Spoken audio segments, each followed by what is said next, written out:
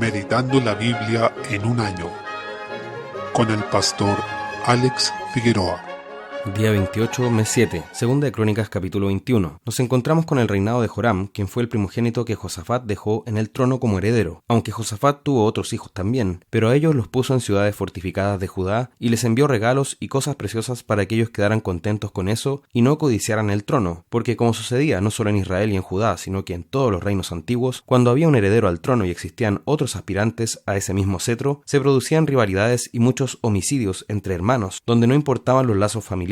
Esta práctica, en que los otros hermanos eran favorecidos con regalos y dispersados, la encontramos desde el mismo Abraham, quien hizo esto para favorecer a su hijo Isaac y que así él fuera el heredero del pacto, a pesar de que Abraham tuvo más hijos. También lo vimos en Roboam cuando quería dejar a Abías en el trono, siguiendo el mismo patrón. Así, Josafat replicó esta práctica, pero Joram actuó impíamente, con codicia y hambre de poder, por la cual mató a todos sus hermanos a espada, incluyendo algunos príncipes que no eran sus hermanos. Joram estaba emparentado con la casa de Acab, e hizo según sus maldades e impiedades, porque tenía por mujer a la hija de ese rey impío, por lo que hizo lo malo ante los ojos del Señor y puso lugares altos. Como respuesta, el Señor le mandó conflicto alrededor. El mismo profeta Elías le envió una carta comunicándole el juicio del Señor por haberse apartado del camino de su padre Josafat, quien fue piadoso. Ahora Joram reinó poco tiempo, 8 años, y el Señor lo hirió con una enfermedad incurable en los intestinos, que fue realmente terrible. Murió con los intestinos expulsados de su cuerpo por esa enfermedad, y dice el versículo 20 que falleció sin que lo desearan más como rey, ni siquiera lo sepultaron en el sepulcro de los reyes, más bien murió en la infamia. Con esa enfermedad se le consideró como maldito. De esto aprendemos que las consecuencias que pueden venir de alianzas impías son terribles. Josafat tuvo problemas con las alianzas toda su vida, aunque era un rey piadoso, se aliaba con reyes impíos, y de esas uniones, la más terrible fue con Acab, ya que emparentó su propia familia con este rey perverso. Esto le trajo como consecuencia que su propio hijo, el heredero del trono, fuera un impío y siguiera el camino del rey Acab. Debemos tener cuidado con las alianzas. Capítulo 22. Joram fue sucedido en el trono por su hijo menor Ocosías, porque una banda de árabes armados había matado a todos los hijos mayores, en lo que apreciamos otro juicio del Señor hacia el rey Joram. Ocosías reinó solo 1 año y también siguió el camino de los reyes de Israel, de los impíos descendientes de Acab, ya que su madre era Atalía, la hija del padre de Acab, Omri. Entonces dice que le aconsejaban la familia de Acab y su madre para que actuara impíamente. Joram, hijo de Acab, fue herido mientras batallaba contra los sirios y Ocosías, que era pariente de Acab y de Joram, el hijo de Acab, fue a verlo y ahí fue cuando Jehú dio muerte a ambos. Ahora debemos tener cuidado porque Joram, hijo de Acab, no era el mismo Joram que es padre de Ocosías. Se mezclan y repiten los nombres, probablemente porque estaban emparentados y querían hacer notoria esta alianza. Pero hubo un Joram en el norte que era hijo de Acab y otro Joram en el sur que era hijo de Josafat, y por ello el lector de estos pasajes debe estar muy atento para notar la diferencia. Jehú fue levantado por el Señor como rey para ejecutar su juicio sobre la familia de Acab, y eso incluía a Ocosías. El Señor con su providencia gobernó todo para que precisamente estuvieran en el mismo lugar Joram y Ocosías, que respectivamente eran los reyes de Israel y de Judá. Así fue como el reino del sur se quedó sin rey, y desde el versículo 10 vemos que Atalía, madre de Ocosías, usurpó el trono, mató a la descendencia real, lo que incluía a los hijos de Ocosías, que eran sus propios nietos. Pero el Señor, para resguardar la descendencia de David, guardó a Joás, que era hijo de Ocosías. La tía de Joás, llamada Josabet, lo resguardó en secreto. Atalía alcanzó a reinar 6 años sobre Judá, habiéndose apropiado impíamente del trono. Capítulo 23. En el contexto del reino de Atalía, Joiada, que era sacerdote, guardó y protegió a Joás, debido a su fe en las promesas de Dios, especialmente en el pacto davídico. Esta fe en las promesas de Dios es lo que sostiene a la iglesia, incluso en contextos de persecución y donde todo parece un panorama oscuro. Allí donde parezca reinar la impiedad, recordemos que Dios está por sobre todo trono y gobierno humano, y actuemos en consecuencia con esa fe. Así, cuando llegó el tiempo, Joiada levantó como rey al joven Joás, y para eso se alió con los principales levitas y sacerdotes, para que pudieran levantar al legítimo rey. Recordemos que esto no es una insurrección, porque Atalía, a pesar de que estaba reinando allí, no era una reina legítima, así que cuando mataron a esta reina, la muerte de ella fue celebrada por el pueblo. Las consecuencias que se derivan de una alianza ilegítima son terribles, y el efecto de escoger mal las alianzas, las amistades y la comunión puede ser duradero y doloroso. Tengamos en cuenta el ejemplo de Josafat en este asunto, tengamos cuidado con estas cosas y honremos al Señor en todas nuestras relaciones. Salmo 22, versículos 1 al 18. Aquí nos encontramos con uno de los relatos más vívidos de la crucifixión de Jesús, tal como ocurre con Isaías capítulo 53. Este salmo se escribió aproximadamente 1000 años antes de la crucifixión, pero es un relato que parece haber sido escrito al pie de la cruz. Jesucristo, nuestro Señor, cita varias partes de este salmo. Recordemos que una de las formas de citar la escritura que tenían en ese tiempo era mencionar el encabezado del salmo, ya que no existían capítulos ni versículos. Por ejemplo, en este caso del Salmo 22, al decir Dios mío,